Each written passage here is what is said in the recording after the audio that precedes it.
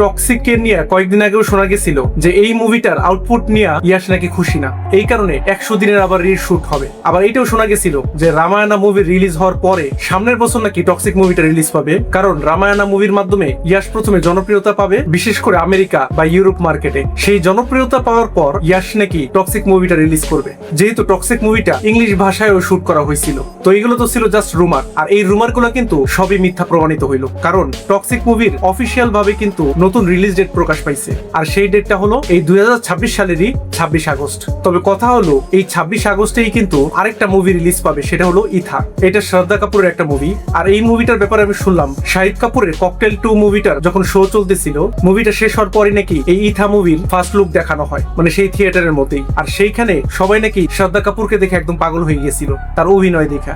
যদিও আমি সামান্য একটু গ্লিমস দেখছিলাম সোশ্যাল মিডিয়াতে, তবে আমার মনে হয় ইথা মুভির এই ফার্স্ট গ্লিমসটা সোশ্যাল মিডিয়াতে, বিশেষ করে ইউটিউবে যেন তাড়াতাড়ি রিলিজ করে, তাহলে আমরা অ্যাকচুয়াল ফুটেজটা দেখতে পারবো। তো সবাই তো দেখলাম সোশ্যাল মিডিয়াতে অনেক বেশি প্রশংসা করতেছে শ্রদ্ধা কাপুরের, যে শ্রদ্ধা কাপুর এবার নাকি বক্স অফিস ফাটাই দিবে এই ইথা মুভির মাধ্যমে। এখন দেখা যাক আসলে ফার্স্ট লুকটা আমি যখন আসলে দেখবো তাহলেই বুঝতে পারবো যে মানুষরা যে প্রশংসা করতেছে শ্রদ্ধা কাপুরের, এত হাইপ এখন থেকেই দেখা যেতেছে ইথা মুভিকে নিয়ে, এটা কি আসলে সত্যি হয় কিনা। তবে টক্সিকের যে অফিসিয়াল ভাবে রিলিজ ডেটটা বের হইলো, সেই জিনিসটা দেখে আমি আসলে খুশি, কারণ এতবার এই টক্সিক মুভিটা পোস্টপোন হইতেছিল। এখন জাস্ট এটাই দেখার বিষয়, টক্সিক মুভিটা যখন এই 26 আগস্টে রিলিজ হবে, এখন শ্রদ্ধা কাপুরের এই ইথা মুভিটা কি পোস্টপোন হয় নাকি ওই দিনই রিলিজ হবে। আর ওই দিন যদি রিলিজ হয় তাহলে ভালোই একটা ক্ল্যাশ হবে বলা যায় এই দুইটা মুভির মধ্যে। তবে দেখা যাক শেষ পর্যন্ত আসলে কি হয়। আপনারা যারা ইয়াশির ফ্যান আছেন তারা এই খবরটা শুনে কতটা খুশি, এই টক্সিকের নতুন রিলিজ ডেট শুনে আপনার মতামত কিন্তু অবশ্যই কমেন্ট করে জানাবেন।